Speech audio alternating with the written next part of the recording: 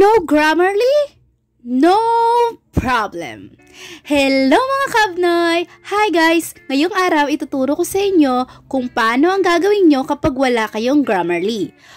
O kung saan pa kayo maaaring mag-edit ng inyong mga documents, mag-check at magsaayos nang hindi nyo kailangan gumamit ng Grammarly.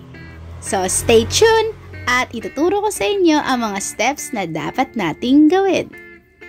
Pero bago ang lahat, papasukin muna natin ang ating intro.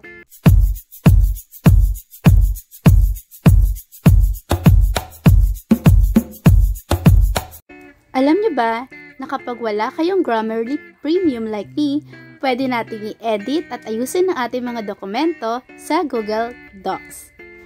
Paano? Ganito lamang po. Open the file picker sa baba, yung folder na nakikita nyo sa baba. Once na ma-open, i-click lamang po natin dito ang upload. At dito sa drag file, i-drag natin o ilagay dito ang document na aayusin natin. At once na ma-process na yan, at malagay na sa ating Google Docs, magdi-display na po yan, kagaya po nito.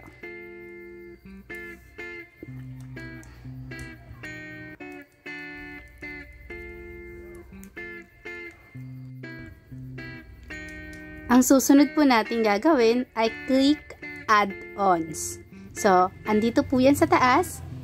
I-click lamang po ang ating click add-ons at piliin ang get add-ons. After po ng get add-ons, may magpa-pop up po na window gaya nito at dito po natin isa-search ang Pro Writing Aid Grammar Checker sa search bar.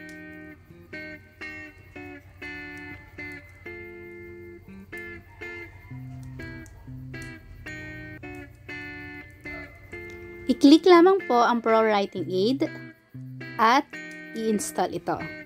Huwag kayong mag-alala guys dahil free po ito at wala kayong gagastusin na kahit na ano, kaya pasok na pasok sa banga.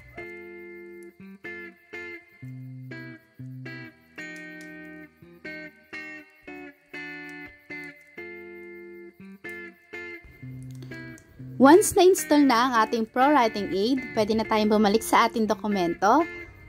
At pagkatapos, bumalik tayo at i-click ang Adds On ulit at makikita na natin doon ang in-install natin na Pro Writing Aid. Dito makikita natin na pwede nating i-check ang ating summary report para makita natin kung ano yung score ng ating sinulat na dokumento. Kung okay ba ang grammar, ang writing style, at kung maayos ba ang pagkakagawa natin ng pangungusap. So, unahin natin ang ating summary report. Dahil dito makikita natin ang ating score sa grammar, style, at spelling. At dito rin makikita natin kung okay ba ang ating dokumento. Makikita rin natin dito kung alin yung kailangan nating trabahuin. At alin dito ang mga dapat ayusin o klaruhin gaya ng spelling. So, dito natin yun makikita. Katapos dito, pwede naman nating i-check ang ating improved documents. So, pwede nating i-improve yung documents natin dito. Para malaman natin kung saan yung dapat nating ayusin na grammar. Baka mali-mali yung spelling natin. O may nakalimutan tayo na mga quit o mga tuldok. So, dito natin makikita sa improved documents.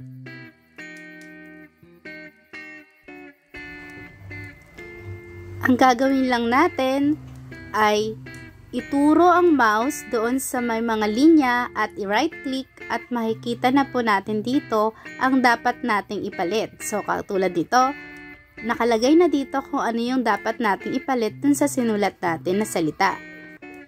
So, by virtue, for example, pwede natin siyang palitan ng because. At yung culture, katulad nito, nakalimutan natin yung comma. At dito naman, well, pwede natin siyang palitan ng naaayon sa pangungusap. Ganun lamang po siya kadaling gamitin. At makikita nyo naman na napakadali niyang sundan. At pagkatapos nyo nang ayusin lahat ng mga nasa dokumento nyo, maaari nyo nang i-click yung Apply Changes and Close. At Viola, ganun lamang po kadali ang pag-edit ng ating mga dokumento para maging mas maayos at mas kaaya-aya siyang basahin. At sino nagsabi na hindi mo kayang ayusin ang iyong dokumento na walang Grammarly? Well, ngayon alam niyo na. Napakadali lang, di ba? At dito na po nagtatapos ang aking tutorial for today. Sana may natutunan kayo mula sa akin ngayong araw. Maraming salamat po. Please don't forget to click the subscribe button and hit the bell icon below. And also please like, comments, and share. See you next time. Ingat!